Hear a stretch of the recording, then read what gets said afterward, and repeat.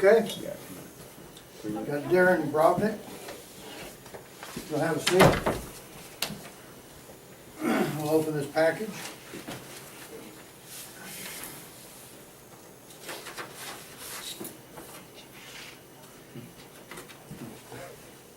We have Yeah, your looks name good. tag. Do we want it closer or? You can take that with you and leave. We have a summary score sheet. Everything's blank. We have score sheets for you that we will use to Okay. score you. And I'll set this over here and then pass those out to each person. Permission to videotape. And you've read this already? Okay, if you want to sign that, I will you witness it.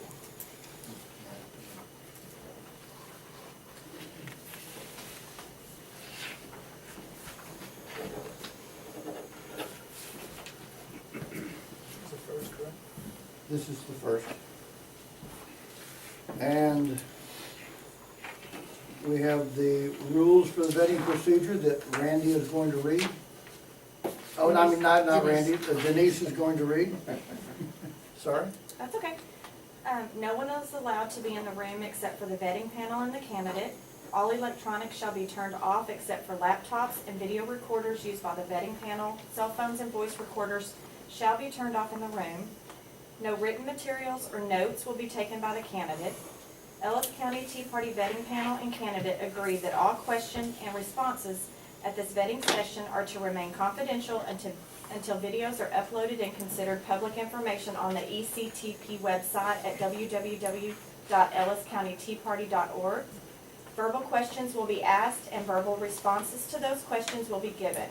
Answers will be limited to 2 minutes per question. During the video session, no follow-up questions will be asked, nor will the candidate be given any explanation of the question. Candidate may request for a repeat of a question at the time the question is first asked. The candidate may request a copy of the vetting interview recording for a fee of $5. Recording will not be released until the video is posted on the ECTP website at www.elliscountyteaparty.org and a fee has been received. Okay, we can start with the first on the left, introduction. My name is Bill Carson, a longtime Liberty advocate, working to restore the Republic for my grandchildren. I'm Randy Clemens. I've been with the Tea Party roughly years. Ready to do anything we can to restore freedom, and especially religious freedom, to this county, this state, and this country. I'm Linda Bounds, Ellis County Tea Party Steering Committee member, and I just want to thank you for coming. Harlan Bounds, Ellis County Tea Party Steering Committee. Been with the committee from the beginning, about a little over 5 years. Thank you, Darren, for coming. Of course. Denise DeLaura, Ellis County Tea Party Steering Committee. Thank you for coming. And of course, Michael DeLaura, Ellis County Tea Party, new to the Tea Party, strong conservative. I appreciate you showing up today, Darren. Thank you. I'm keeping time. I'm kind of, this is, we're gonna have a 30-second, whoops, 30-second warning for you. Okay. And in 4 seconds, you'll hear what it sounds like when it's time to stop. Okay. And that'll be in lieu of a red. I can hold this up too, but that's your time's up. Sure. Now, the way we're gonna do this, you're gonna have a 3-minute opening, 10 2-minute questions, and a 3-minute closing. And I'll set the clock, and when you're ready to go.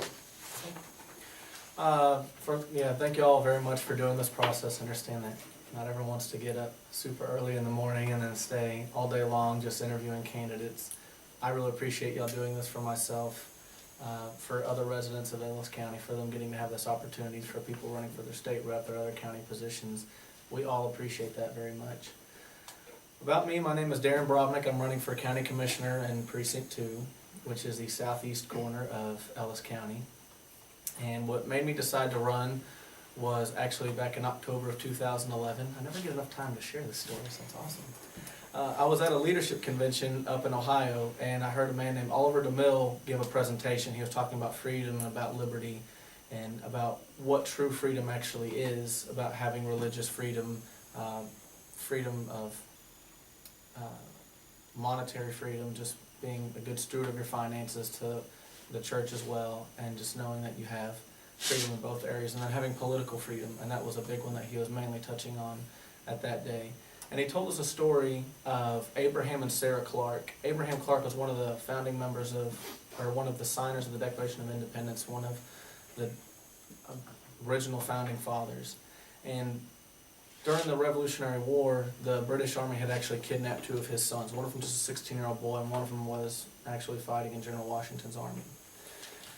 Well, they had captured his two sons and put them on a prison ship.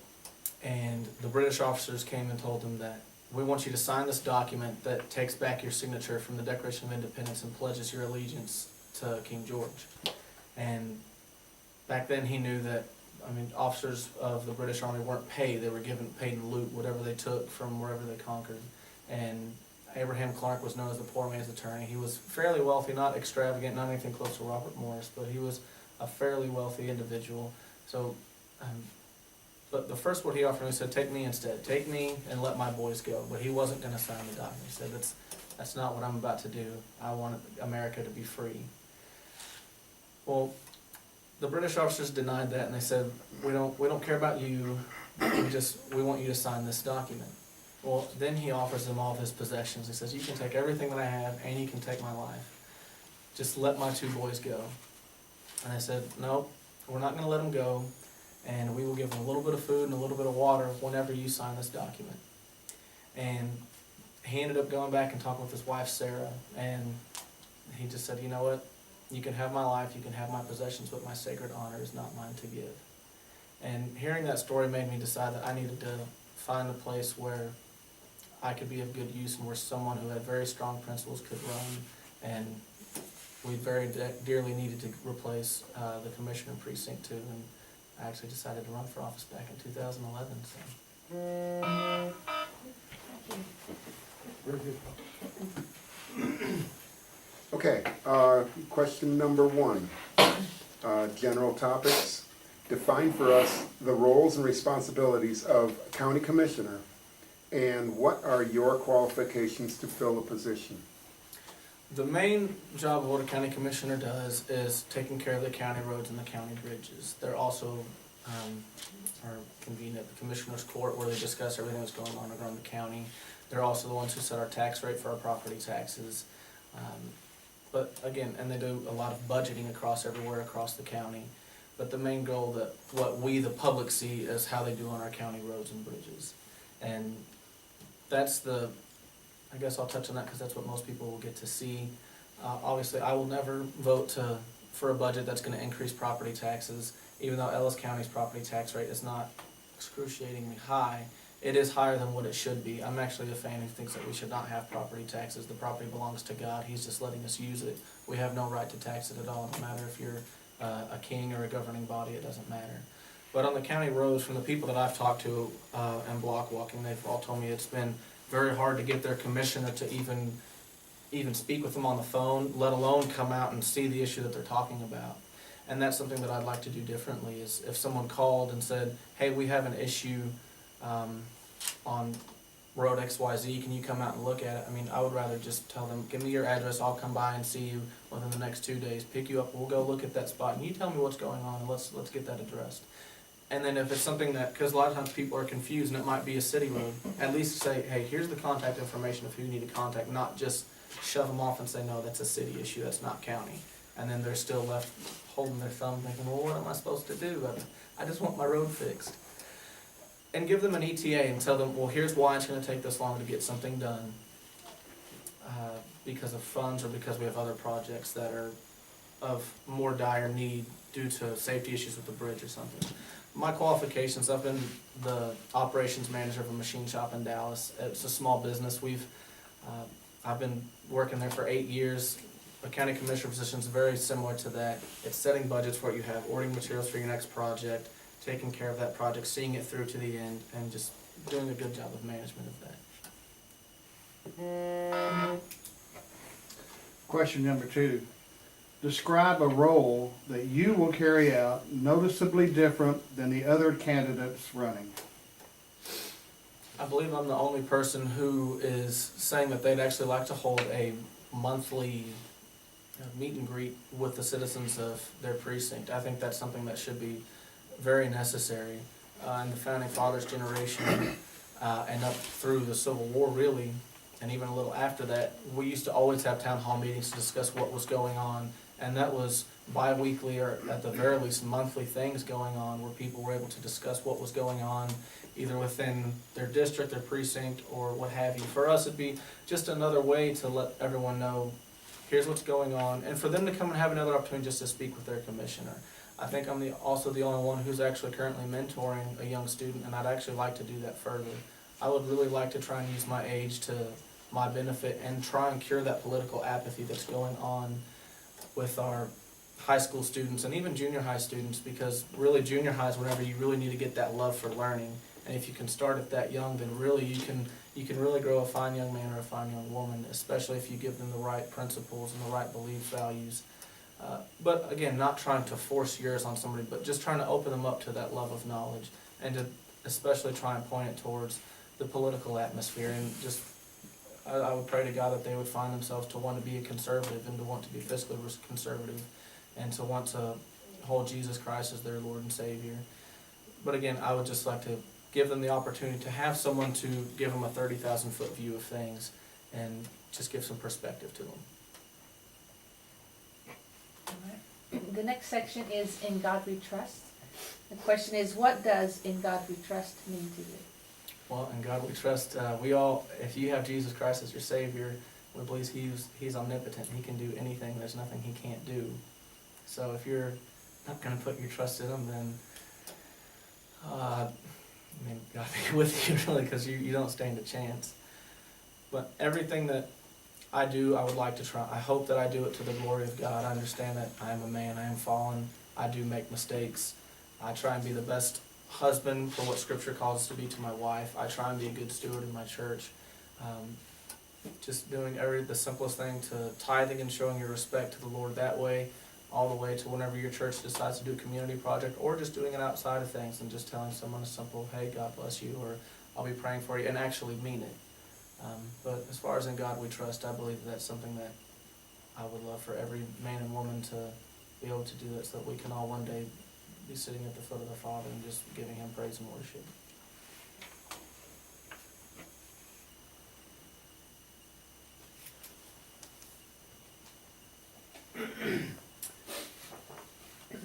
Question number 4, national and Texas sovereignty. What role does the county commissioner play interacting with the county sheriff? With the county sheriff, you do have some responsibility as far as letting him know where some funds can be spent. For the most part, are you talking about the county commissioner directly? Yeah. Okay. For the county commissioner, it's very much you're going to be, just recently he was wanting to take some funds and spend it towards doing some repair work and such to vehicles, and the current commissioner's court didn't allow that. We had one commissioner who was for it, just because they had been apportioned to go to this instead of that issue. So usually, for the most part, to my understanding so far, it is, it's mainly going to be on a budgeting issue. It's not going to be trying to oversee his power or to try and to tell him how he has to do his job. It's mainly from a financial standpoint. And if I am mistaken on that, I would very much love to be educated on that. I do realize there are some things I don't know yet. But to my understanding, it is very much simply on a financial point.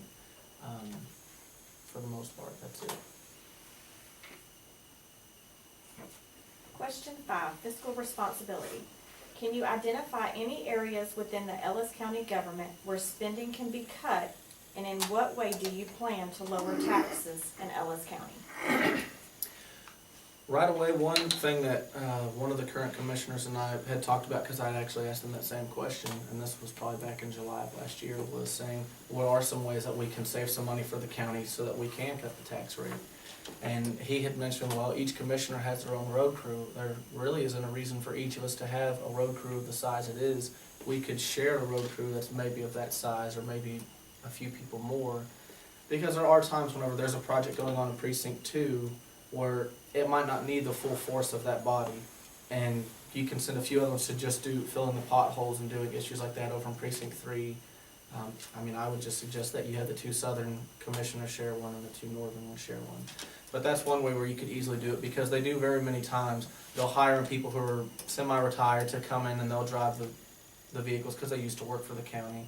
So they're hiring on seasonal employees. Well, this way you can kind of get rid of that, because you have a larger force per road crew.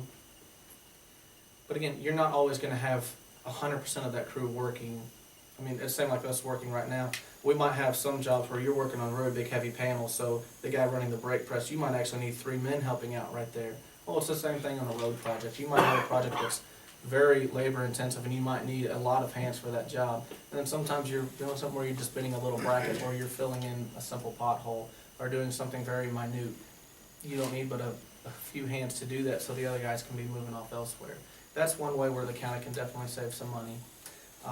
Whenever they recently, a couple years ago, passed that $10,000 raise for all elected county officials, I don't believe the commissioner's court should have been a part of that. A lot of those positions were very well deserving of that, because Ellis County's grown in population a lot over the years, especially in recent years. But the commissioner's court, were really adding any county roads or county bridges that are really gonna add to their plate and to their stress levels? I don't think so. I think that they should not have been a part of that. They already had over a $60,000 a year salary, and I even think that's a little heavy, but trying to get 3 other people to vote to give themselves a $20,000 raise or pay decrease might be a little hard, but at least trying to move it back down to what that was. And I realize $40,000 when you have a county that brings in so much money isn't that much, but it is a small area.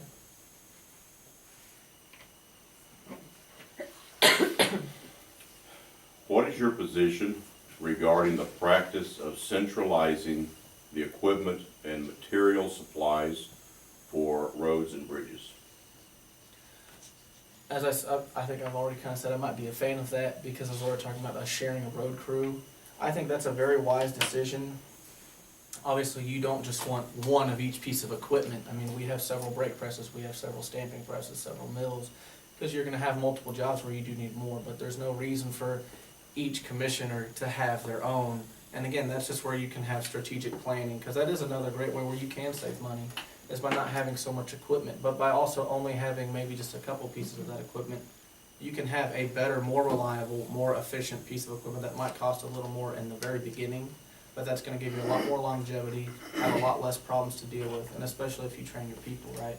But I'm definitely for doing that, because that would save the county a significant amount of money, because machinery can get very expensive very quickly, and especially when you're doing repairs to 4 different commissioners' equipment that they're using for their projects, you can save a very significant amount of money, because that's one of our biggest costs, is repairs to equipment that has a little bit of years or just a lot of use on it. And also downtime causes you a lot of issues. So if you upgrade to having a little bit better equipment, but that might be shared, again, just between 2 of the precincts, you're gonna do the county a much better favor in the long run doing that, in my opinion.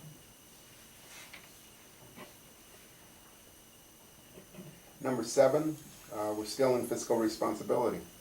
What can be done to improve the budget process, making it easier for the public to have input in the process? Part of that, I mean, that's gonna be just how open the commissioners are gonna be to working with their people, because right now, as it stands, the commissioner's court, which unfortunately we had another issue about a week ago, of them not moving the times for more people to be able to attend. That's one of the reasons why I wanted to do a monthly town hall meeting, was to make things available and open to the public. I'd like to do things similar to what Congressman Justin Amash from Michigan does, which is every time that he votes on something or has something on his desk, he posts something on Facebook, on his website, for everyone in his district to get an idea of where he stands on it and why he stands on that. And the same thing on the budgeting issue, and that's for every issue, but especially to the budget, because when you're in budget season, one of the commissioners who I've spoken with, it was very hard for us just to sit down to have maybe a half-hour cup of coffee together, because they were in the middle of budgeting season. That takes a lot of time, and that's probably one of the more stressful times for a commissioner.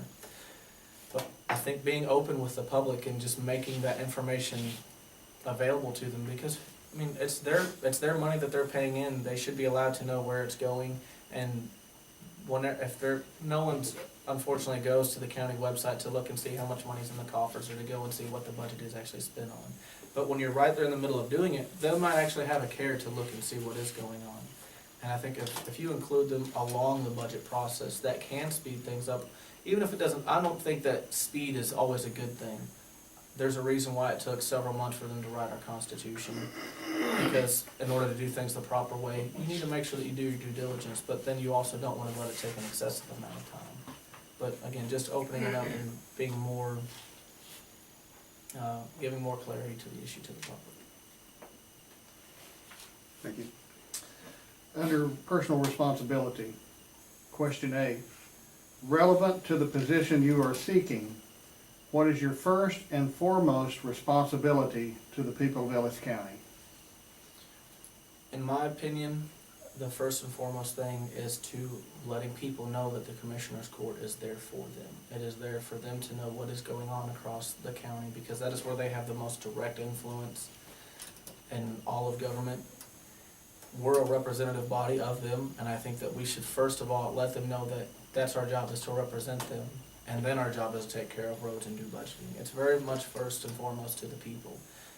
I still can plan on block walking, even if I do get elected, to knock on doors, and instead of saying I'm running for county commissioner, saying I am your county commissioner, I am here to do these things for you, and just make sure that they have my contact information so that they know who they need to call when they have an issue. All right. The next question is relevant to the position you are seeking. Explain how important it is to have a working knowledge of the Constitution, and do you have that knowledge? I would hope that I have a fair enough knowledge. I believe that you can never stop learning. You always need to, it's the same thing with reading scripture. I mean, you can read one thing one day and it's going to mean something to you, and then you can read it a couple of years later, even just a month later, depending on where you're at in life. It might have a very different meaning to you. I believe that anyone who's wanting to run for office, even if you don't want to run for office, I mean, that's the owner's manual to our country, that's the owner's manual to our state. You should have a good knowledge of our owner's manual to truly be a good citizen of this country. And that's something that I do strive to continue to always be learning, and to hopefully believe that I do have a fair enough knowledge of that currently to be running for public office, because I do believe that's the same as being a pastor. Pastors, whenever they get to Judgment Day, God is going to be harder on them, because they have the responsibility to the people that they shepherd and the people of their church. I believe that an elected official is the same way in that aspect. Thank you. Okay, this is 9A. We've added how many articles and amendments are there in the U.S. Constitution? I'll tell you plainly, I don't know the number of articles, and I believe there are 27 amendments, and again, I could be wrong on that. My study to the number of them isn't something that I've ever done. I've never really been super good at dates. I've never been very good at that. Mine's been more to the content. I mean, the Bill of Rights was there to protect the people in the states. Some of the amendments I don't care for. I mean, some of them are very crucial, such as like the 17th Amendment. If I could get rid of that one today, I'd let God hope that He would strike me down right now. If we could get rid of that one, that's the number one issue to me, is the 17th Amendment as far as our Constitution is concerned. I'm not very wise on the numbers. I don't believe that dates are something that should be super important to teach in our schools. Even it's the content of what happened in that time period that I believe is so important. And then if you can learn the other stuff, well, you're just a little bit smarter than I am, and I applaud you for that. But again, my knowledge, I hope, is more towards the content. And not that I'm not saying it's wrong at all. This is really a slight on myself not knowing that. But to answer your question, I don't think I can do that. Thank you. Number 10, last question, limited government. What is your position regarding the North Texas COG? North Texas COG, COG, COG. North Central Texas, sorry. Okay. The acronym is eluding me, so I'd actually have to probably tell you I'm not aware. It's the, No? We can't give you. No, I understand that. I'd have to say I'm unaware.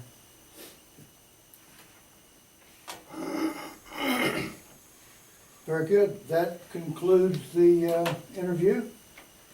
Thank you very much for coming. Wait, then you get a, Oh, no, you get a closing. I'm Hey, sorry. yeah, there you I'm go. sorry. When you're ready. 3 minutes. Okay. Again, thank y'all for taking the time this morning to meet with me and give me this opportunity. To everyone who does get to watch this, I do hope that the answers I was not able to answer, I hope that that wouldn't turn you against me, because the way that I see it is that just lets me know that I still have errors as a man, as a human being, and where I need to fill and where I need to grow. And I don't want to use age as an excuse, because that is never an excuse. I mean, these are things that I think really most high school students should be aware of. And it just shows where even myself, I have a big slight in that area. But I always will strive to do better and to grow. Even if I was elected, it would never stop my learning. It wouldn't just be, hey, I hit the goal, now let's stop. The way that a true leader does is, I mean, they hit their goal, they celebrate for about 30 seconds, and then they go on and start working to the next one. And that's what I would really like to do, is to try and grow as a man of Christ first, to grow and to be a good husband to my wife, and to continuously try and be a good role model to the youth of Ellis County, as well as to those who are a little more seasoned, just to maybe give them a little more inspiration on, hey, there's a young person among us who's actually trying to help us do the same work that we are. So that's all I need. I don't need more than that. And I do again appreciate y'all's time this morning very much. Thank you very much, Dave. Thank you.